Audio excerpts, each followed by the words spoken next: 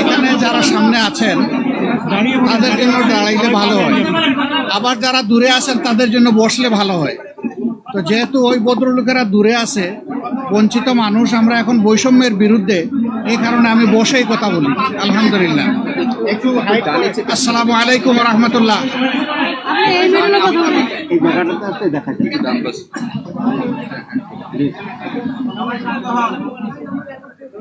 আসসালামু আলাইকুম রহমতুল্লাহ। সাংবাদিক বন্ধুগণ, আপনারা নিশ্চয়ই অবহিত আছেন যে গত কয়েকদিন ধরে বাংলাদেশে কিছুটা অস্বাভাবিক অবস্থা বিরাজ করছিল। তারই ধারাবাহিকতায় গত পরশুদিন অর্থাৎ বৃহস্পতিবারে উপদেষ্টা পরিষদের একটা বৈঠক হয়। সেই বৈঠক থেকে প্রধান উপদেষ্টা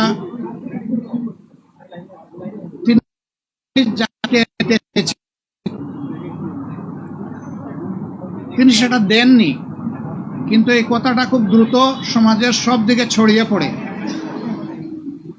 যার কারণে সমাজে একটা অনিশ্চয়তা, আশঙ্কা, আতঙ্ক দেখা দেয়। আমরা সেই দিনই বিষয়গুলোকে হিসাবে নিয়েছি, নোটিশে নিয়েছি। ঠিক একই সময়ে একজন রাজনৈতিক নেতা তার জনপ্রতিনিধিত্বের একটা দাবি নিয়ে তিনি একটা অবস্থান নিয়েছিলেন। আবার আরেকটা গুরুত্বপূর্ণ জায়গায় আরেকটা দাবিতে আরেক দল অবস্থান নিয়েছিলেন। এই সব কিছু প্রধান উপদেষ্টার জন্য কিছুটা কষ্টের, কিছুটা বিরক্তির ছিল, যার কারণে তিনি তার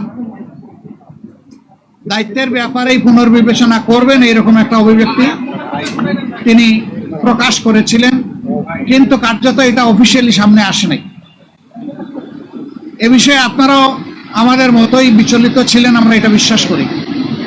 কারণ দেশ আমাদের সবার, দেশ ভালো থাকলে আমরা সবাই ভালো থাকব। 24 জুলাই বিপ্লবের মধ্য দিয়ে দেশে একটা পরিবর্তন এসেছে, কিন্তু এই পরিবর্তনে এখন যারা নেতৃত্ব দিচ্ছেন সরকারে, তারা তাদের পরিচয় হচ্ছে যে তারা কোনো পার্টিকে বিলং করবেন না। এটা হওয়া উচিত, কিন্তু এখানেও কিছু ব্যতিক্রম ঘটেছে। এটাও মাঝে মধ্যে সমাজকে উদ্বিগ্ন করেছে। আবার স্বাভাবিকভাবেই এই পরিবর্তন বা বিপ্লবের অবশ্যম্ভাবী দাবি ছিল যে অর্থবহ কিছু সংস্কার করা লাগবে এবং যারা অপরাধী তাদের বিচার হতে হবে। এই সংস্কার এবং বিচারের মধ্য দিয়েই একটা অর্থবহ নির্বাচন হবে, যেই নির্বাচনে সমতল মাঠ থাকবে। নির্বাচনে যারা অংশগ্রহণ করবেন তাদেরকে কোনো ধরনের ষড়যন্ত্রের মুখোমুখি হতে হবে না। এখানে পেশি শক্তি এবং কালো টাকার প্রভাব চলবে না। 15.5 বছর মানুষ 3টা নির্বাচনে তার ভোটের অধিকার প্রয়োগ থেকে বঞ্চিত হয়েছে।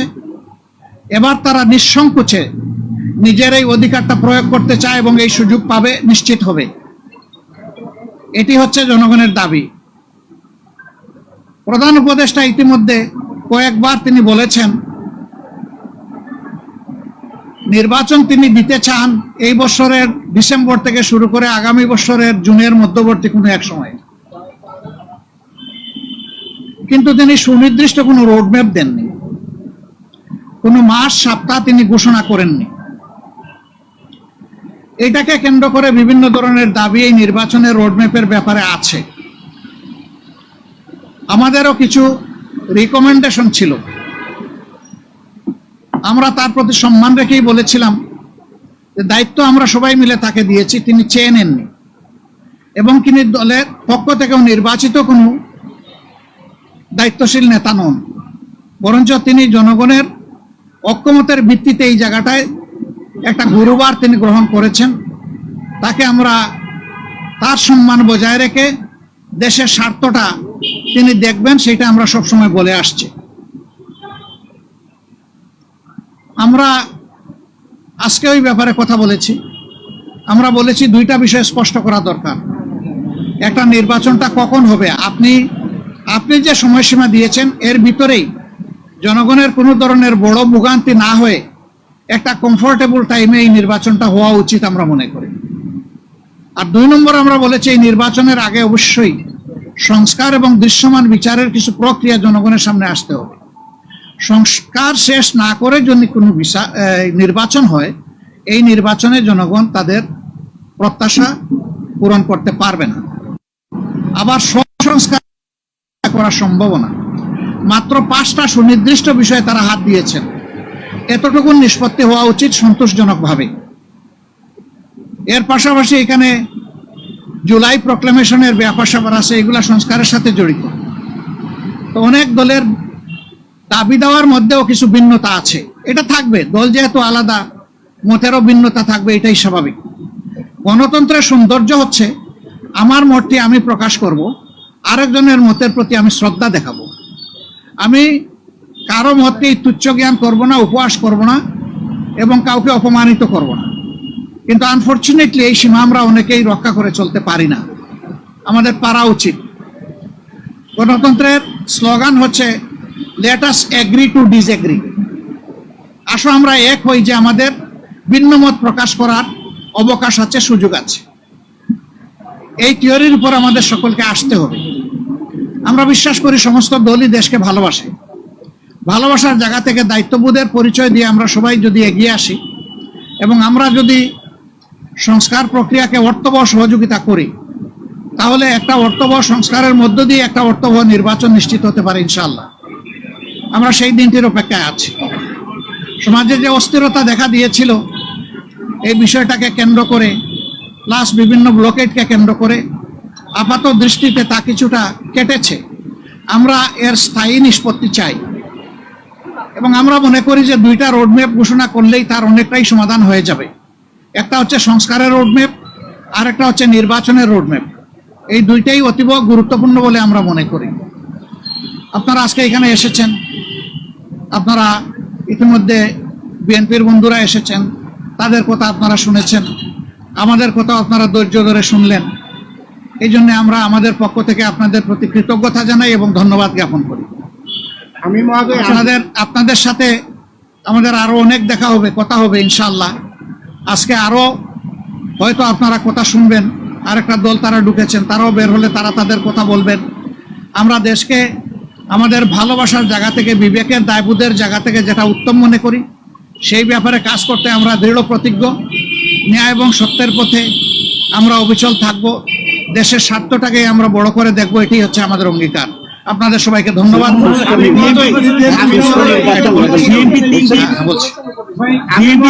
আপনারা যে আজকে আলাপ করলেন, এটার প্রেক্ষিতে আপনারা কোনো সময়সীমা বেঁধে দিয়েছেন কিনা এবং আপনারা এই সংস্কারের পরে নির্বাচন চাচ্ছেন কিনা? অবশ্যই সংস্কারের পরে সবাই নির্বাচন চায়। আমরা শুধু এর আগের দল বলেছে যদি তারা নির্বাচন ক্ষমতায় যায় তাহলে তারা সংস্কার কন্টিনিউ করবে এবং আওয়ামী লীগের বিচার কন্টিনিউ করবে। আপনারা কি এটা বিএনপি কখনো কখনো বললে, তারা কিন্তু বারবার এখনো বলছে যে আমরা সংস্কারের বিরোধী নই, তবে নির্বাচনের রোডম্যাপটা আমরা চাই সুনির্দিষ্টভাবে। সেটা তো আমরাও চাই, কিন্তু আমরা কোনো সময় বেঁধে দেইনি। আমরা কমফোর্টেবল 2টা টাইম আপনাদের মাধ্যমে এই জাতিকে জানিয়েছি। যদি সংস্কার শেষ হয়ে যায় তাহলে ফেব্রুয়ারির মধ্যভাগে এটা হতে পারে, আর যদি সংস্কারের ভিতরে শেষ না হয় আরেকটু সময় লাগে, এরপরেই যেহেতু রোজা শুরু হয়ে যাবে, রোজার পর হতে হবে। তারপরে এটাকে টেনে লম্বা করলে কোনো সুষ্ঠু নির্বাচন করা সম্ভব হবে না।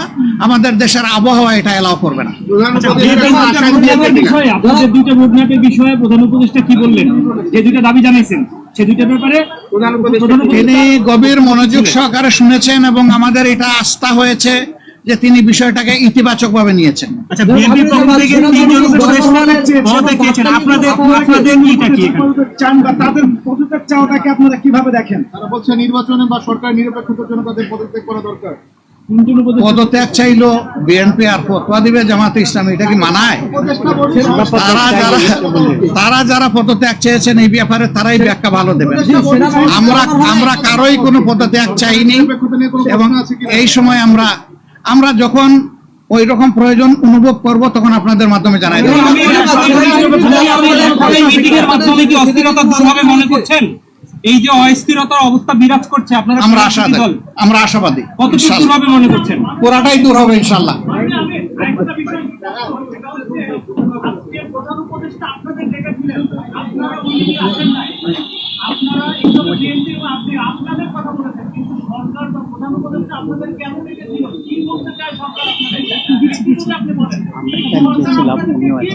এটা ঠিক, আমাদের ব্যাপার আর বিএনপির ব্যাপারে একরকম না, একটু ডিফারেন্স আছে। আমরা কিন্তু নিজেই চেয়েছি এবং টাইমটা ফিক্স আপ হয়েছে। কালকে আপনারা সংবাদ মাধ্যমে এটা অলরেডি জানতে পেরেছেন। হ্যাঁ, সেটা আমি পরে আসতেছি। ওনার দাওয়াত আমরা পেয়েছি, এটা অস্বীকার করব না, কিন্তু এর আগে আমরাই চেয়েছি এবং আমাদের চাওয়ার প্রেক্ষিতেই আজকে সন্ধ্যা 6টায় এই সময়টা নির্ধারিত হয়েছিল। আমাদের অন্য একটা দলীয় কর্মসূচি থাকার কারণে আমরাই চেয়েছিলাম যে আমাদেরকে আরো 2 ঘন্টা পিছিয়ে দেওয়া হোক।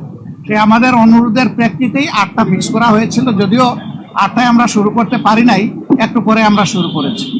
উনি ডেকে এইটুকুই বলেছেন, দেশ আমাদের সবার, আমি অবশ্যই অর্থবহ, সুষ্ঠু, স্বচ্ছ একটা নির্বাচন দিতে চাই, আমি যেন তেন কোনো নির্বাচন দিতে চাই না।